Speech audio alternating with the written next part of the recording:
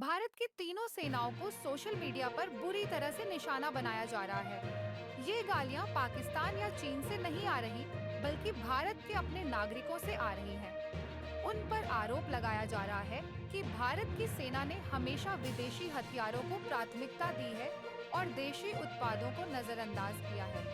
लेकिन आज हम आपको एक चौंकाने वाली और दिलचस्प खबर देने जा रहे हैं, जो सीधे इस मुद्दे से जुड़ी हुई है। क्या भारत की सेना ने आत्मनिर्भरता की ओर एक बड़ा कदम उठाया था? और अगर हाँ, तो वो कदम किस वजह से असफल हो गया? आपकी स्क्रीन पर जो ड्रोन दिखाई दे रहा है, वह भारत की एक प्रमुख प्राइवेट कंपनी अडानी डिफेंस द्वारा निर्मित एक अद्भुत उत्पाद है, दृष्टि 10। यह ड्रोन विशेष रूप से भारतीय नौसेना के लिए बनाया गया था। इस ड्रोन को इजराइल की एलिविट कंपनी के हर्मी 900 से प्रेरित होकर भारतीय टीम ने असेंबल किया था।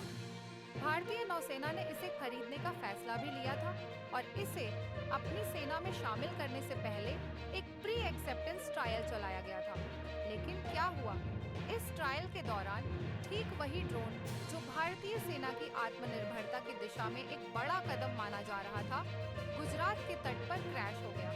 जरा सोचिए, जब एक सैन्य उत्पाद जो पूरी तरह से भारतीय तकनीक से निर्मित हो, एक ऐतिहासिक कदम माना जाता है और वह दुर्घटनाग्रस्त हो जाए, तो इसका असर क्या होगा? ये सिर्फ एक साधारण दुर्घटना नहीं थी, बल्कि इसके पीछे कुछ सवाल खड़े हो गए हैं। क्या यह ड्रोन सही तरीके से परीक्षण किया गया था? क्या भारतीय नौसेना के ट्रायल में कोई कमी रही, या फिर इस दुर्घटना का कारण कुछ और था? अडानी एयरोस्पेस ने उस ड्रोन को रिकवर भी किया और फिलहाल जांच जारी है।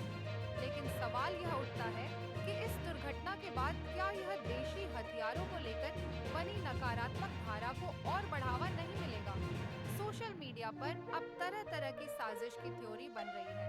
क्या किसी ने जानबूझकर इस ड्रोन को गिराया ताकि यह साबित हो सके कि भारतीय उत्पादों में गुणवत्ता की कमी है? क्या यह सिर्फ एक दुर्घटना है या फिर किसी साजिश का हिस्सा?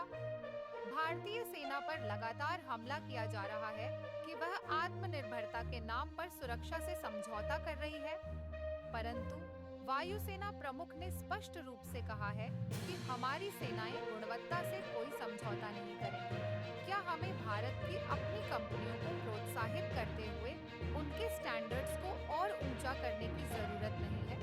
अब हम आपसे सवाल पूछते हैं और हम चाहते हैं कि आप अपने विचार खुलकर व्यक्त करें। क्या आपको लगता है कि भारतीय सेना को अपने हथियारों के मानकों को कम करना चाहिए ताकि आत्मनिर्भरता का सपना पूरा किया जा सके?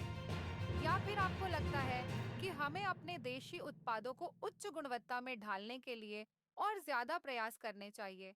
अगर आप इस मामले पर गहरी सोच रखते हैं और चाहते हैं कि सही जानकारी सामने आए, तो कृपया इस वीडियो को लाइक करें, हमारे चैनल को सब्सक्राइब करें और कमेंट में अपनी राय जरूर दें। आपके विचार इस बहस में अहम भूमिका निभा सकते हैं। क्या इस दुर्घटना का कारण वाकई कोई तकनीकी कमी थी, या फिर यह एक बड़े खेल का हिस्सा है?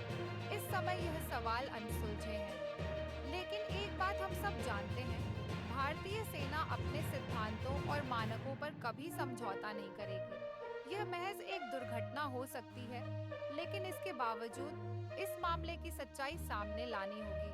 हमारे लिए यह सिर्फ एक ड्रोन के दुर्घटनाग्रस्त होने का मामला नहीं है, बल्कि यह आत्मनिर्भर भारत की ओर एक और कदम बढ़ाने का एक बड़ा उदाहरण है। क्या हमें अपनी सेनाओं को और मजबूत बनाना चाहिए, या फिर हमें कड़ी मेहनत करने वाली भारतीय कंपनियों को और सहयोग देना चाहिए? यह सवाल अब हम आपको छोड़ते हैं। धन्यवाद और जय हिंद।